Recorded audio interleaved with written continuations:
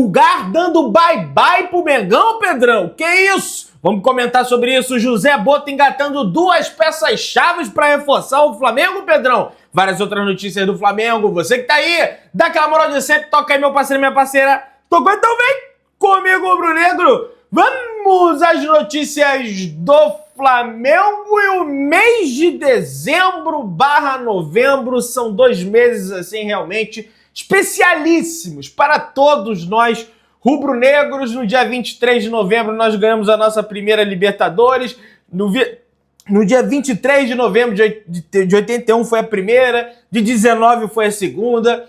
No dia 13 de novembro, hoje, é aniversário do Mundial de Clubes do Flamengo. 43 anos aí, lá se vão, que o Flamengo conquistou o seu Mundial de Clubes, algo realmente impressionante. Há 37 anos, em 1987, o Flamengo vencia o Internacional no estádio do Maracanã por 1-0 com gol de Bebeto e conquistava o seu tetracampeonato brasileiro, campeão legítimo, de fato, daquele ano de 1987, não esporte. O pessoal tenta inventar algumas situações, algumas coisas. O campeão legítimo de 87, o Flamengo de Zico, de Renato Gaúcho, de Zinho, daquela galera toda lá, né? Bebeto, que fez o gol do título do Flamengo, enfim, aquela rapaziada toda que certamente assinou ali o seu nome na história do Mengão. Enquanto quase todo o elenco do Flamengo aproveita suas férias, merecidas férias, aliás,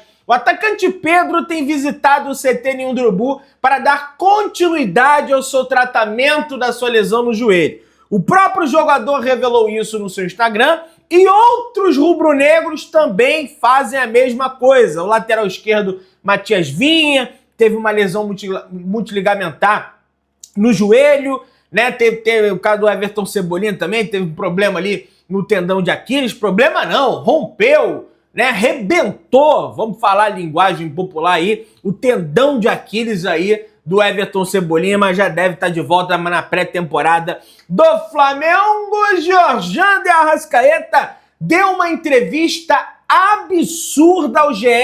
Globo que não tem como a gente deixar de repercutir aqui no canal. Arrascaeta expôs sua versão líder do Flamengo e atribuiu a evolução à terapia. Eu não tinha essa força. O uruguaio luta contra a timidez para auxiliar companheiros, já projeta aposentadoria no rubro-negro e defende Marcelo Eloco Bielsa na Celeste. Nós estávamos acostumados a trabalhar de outra forma. Enfim, falou, não estávamos acostumados com a forma como ele trabalhava, beleza? Bom, Thiago Neves não deixa de ter uma certa razão naquela declaração que ele diz que o de Arrascaeta é tímido e coisa e tal. A Arrascaeta tem sim traços importantes de timidez que ficam nítidos em 60 minutos diante do genial camisa 14. Mas uma coisa mudou de 2019 para cá.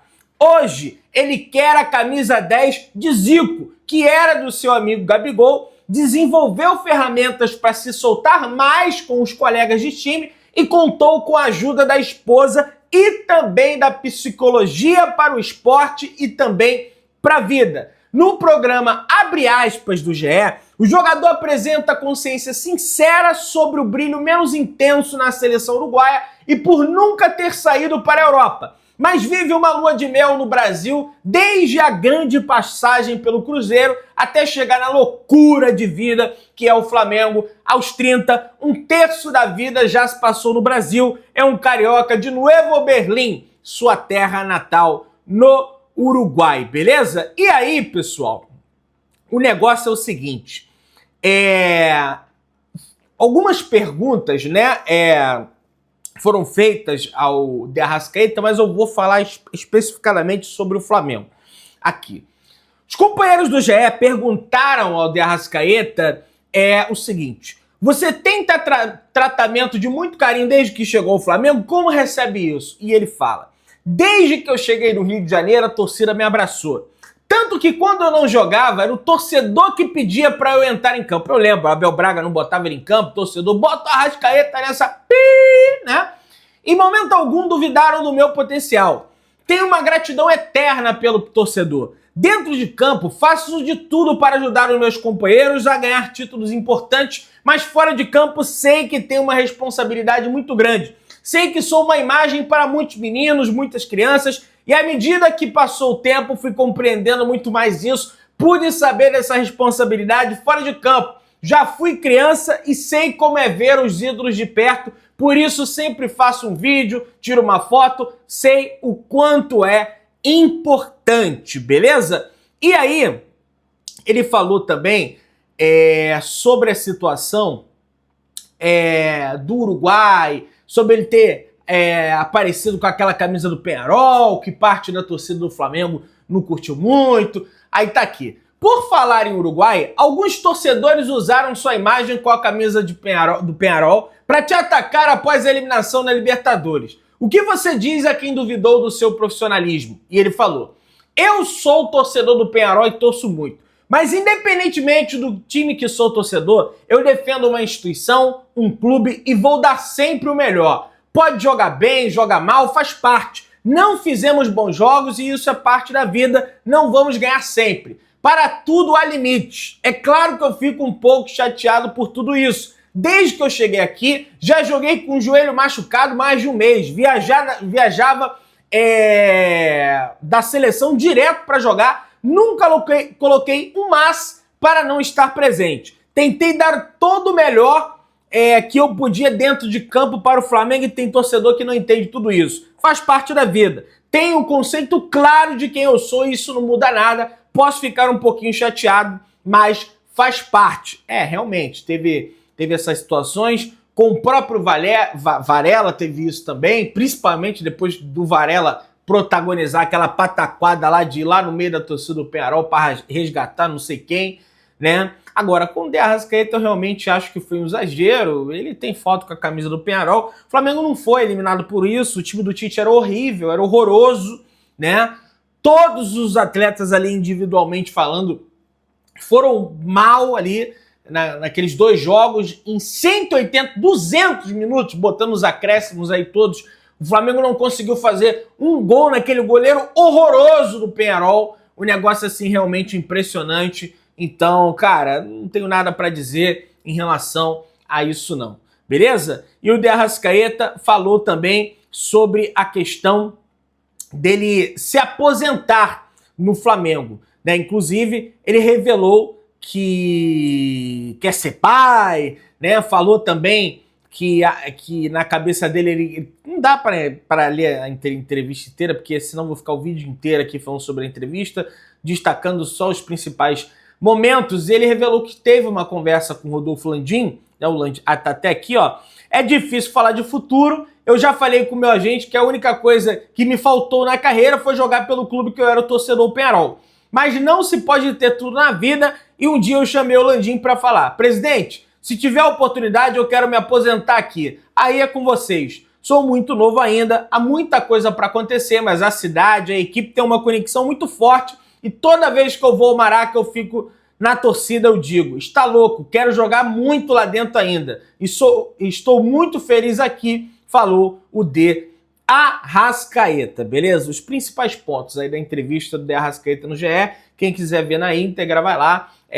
A matéria assinada pelo Caê Mota, Fred Gomes e também o Rafael Zarco, beleza? Reunião com o CEO e foco na eleição do Conselho Deliberativo do Flamengo. A primeira semana do grupo de BAP no Flamengo. Presidente eleito ainda não se reuniu com a diretoria de Landim e usou os primeiros dias para conversar com seus pares e fazer contatos no mercado, desenhando o organograma da nova direção, apontam os jornalistas Emanuel Ribeiro, Letícia Marques e Thiago Lima do GE, beleza? E aí, o presidente eleito ainda não se reuniu com a atual diretoria, apesar de ter aquela conversa lá com o Marcos Braz. Houve um encontro casual com o Marcos Braz, foi um encontro casual, mas fora isso, o BAP usou a semana para conversar com seus pares e fazer contatos no mercado, já desenhando o organograma da nova direção. O Flamengo passará a ter, por exemplo, um diretor profissional à frente do futebol. O nome já está definido. O português José Boto é aguardado no Rio de Janeiro assim que acabar o Natal, quando ele terá encerrado a sua agenda com o seu atual clube lá na Croácia, o NK Osijek.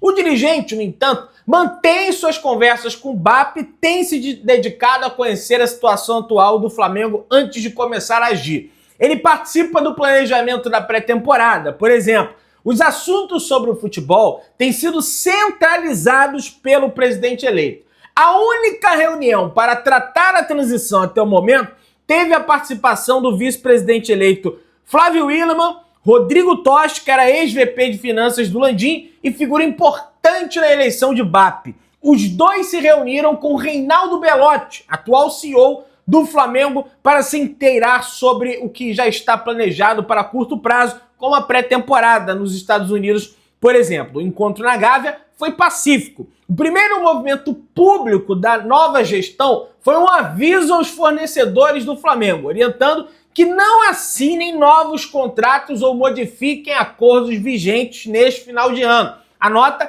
diz que contratos celebrados nesse intervalo poderão ser revistos e, caso sejam considerados prejudiciais ao interesse do clube, serão invalidados. Nesse primeiro momento, o atual presidente Rodolfo Landim também não se reuniu com membros da chapa eleita. A tendência é que a transição seja acelerada na próxima semana, após a posse de BAP no Conselho Deliberativo, né?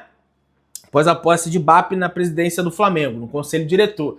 A diplomação do novo presidente vai acontecer na quarta-feira, no próximo dia 18, e vale lembrar, né, BAP e seus pares têm dividido o foco da primeira semana após a eleição com a votação, aí sim, para a presidência do Conselho Deliberativo, que acontecerá na próxima segunda-feira, das 8 da manhã às 9 da noite na Gávea. O presidente eleito apoia Ricardo Lomba, que teve participação importante na sua vitória. Lomba também tem boa relação com a atual gestão, com quem tem feito contatos nessa semana. O grupo de BAP tem dedicado grande esforço para buscar a vitória de Lomba, considerada fundamental para os planos do novo presidente, que o novo presidente traça para o Flamengo. O principal é a reforma do estatuto. A nova diretoria entende que, para profissionalizar o clube, terá que derrubar a obrigatoriedade de nomeação de vice-presidente. A ideia é encaminhar ao Conselho Deliberativo uma proposta para reduzir o número de dirigentes amadores. Além de Lomba,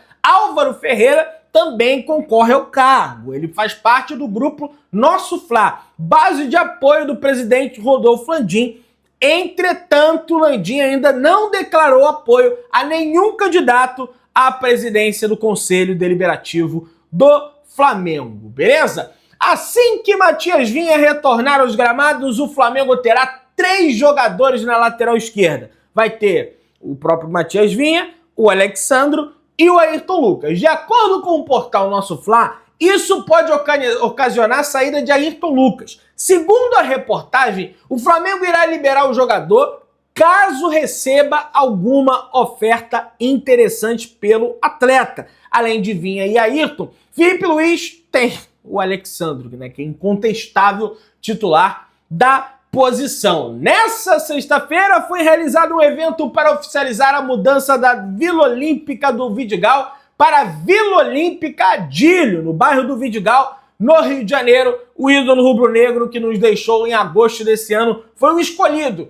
para homenagear o local. Hugo Souza, o Neneca, assume culpa e fala sobre período conturbado no Flamengo. Eu também não ajudava fora de campo. Essa é a verdade, diz o ex-jogador do Flamengo. A CBF oficializou a candidatura de Brasília para a final da Copa Libertadores da América 2025 com o apoio do governador do Distrito Federal, Ibanez Rocha. Edinaldo Rodrigues rasgou elogios à cidade, o presidente da CBF, e ele fala: Brasília é uma das melhores cidades para receber a principal competição entre clubes da América do Sul. A capital brasileira une uma série de fatores importantes como segurança, rede hoteleira, malha aérea e a grandeza do Mané Garrincha para realizarmos a melhor final de Libertadores já organizada, fala o presidente da CBF Brasília, que por enquanto está concorrendo com Montevidéu, capital do Uruguai. Portanto, duas capitais aí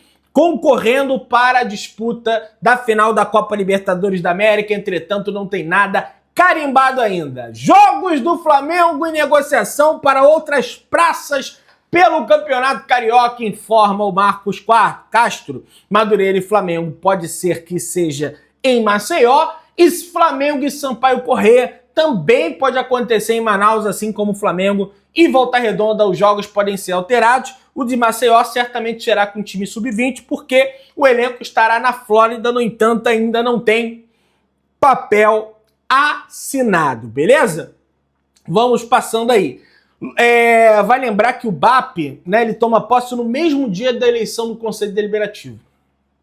É no mesmo dia, é no dia 18, às 20 horas, na sede do Flamengo, na Gávea, beleza? Rua Borges de Medeiros, Avenida Borges de Medeiros, né? A famosa Borges de Medeiros.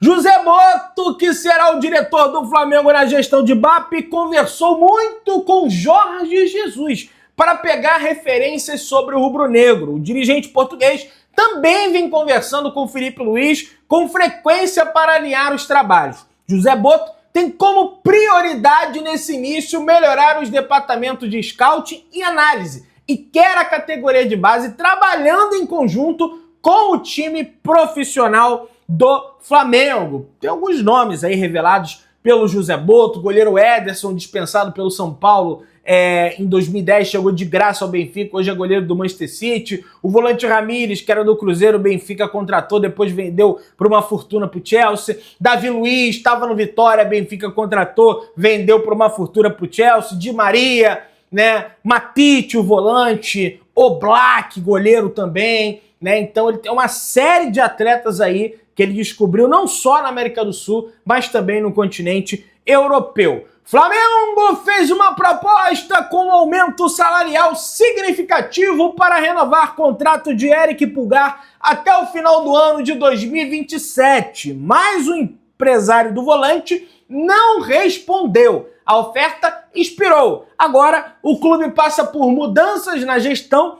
Em 2025, a nova diretoria terá que analisar a situação. O contrato do jogador acaba no final do ano de 2025 e ele fica livre para assinar um pré-contrato com qualquer equipe a partir de junho do ano que vem, de 2025, beleza? Sobre a informação que saiu na imprensa chilena dando conta que Eric Pulgar recusou uma terceira oferta do Flamengo para renovar, segundo o Vene Casagrande, no Flamengo a informação é que não houve proposta de fato para estender o vínculo, mas nesta reta final o jogador não se mostrou animado para renovar. No lado do jogador, a informação é que no começo do ano, quando o Pulgar queria e pedia para renovar, a diretoria engavetou a ideia e deixou para depois. O vínculo atual de Eric Pulgar vai até dezembro de 25, ou seja, a partir do meio do ano pode assinar um pré-contrato com outro clube e sair de graça ao término do ano. Já vai ser um problema para o BAP, para a gestão do BAP, José Boto, resolver. Daniel Salles, lateral direito, renova com o Flamengo até o final do ano de 2028. Flamengo agora tem 80% dos direitos econômicos do jogador, do lateral da base do Flamengo, que certamente vai servir nesse início de Campeonato Carioca 2025. Gustavo Scarpa não garante permanência na equipe do Atlético Mineiro para a próxima temporada. O jogador foi alvo do Flamengo antes de se transferir para o clube de Belo Horizonte. Muita gente perguntando se tem vaga. Gente, esquece. Quem vai comandar é José Boto. Por mais que, enfim, o Atlético queira se desfazer dele, não acredito que o Flamengo vá fazer esse tipo de investimento. Você que está aí daquela moral de sempre, se inscreva no canal, acione o sininho da notificação, deixa o teu like e tamo junto. Saudações de negras.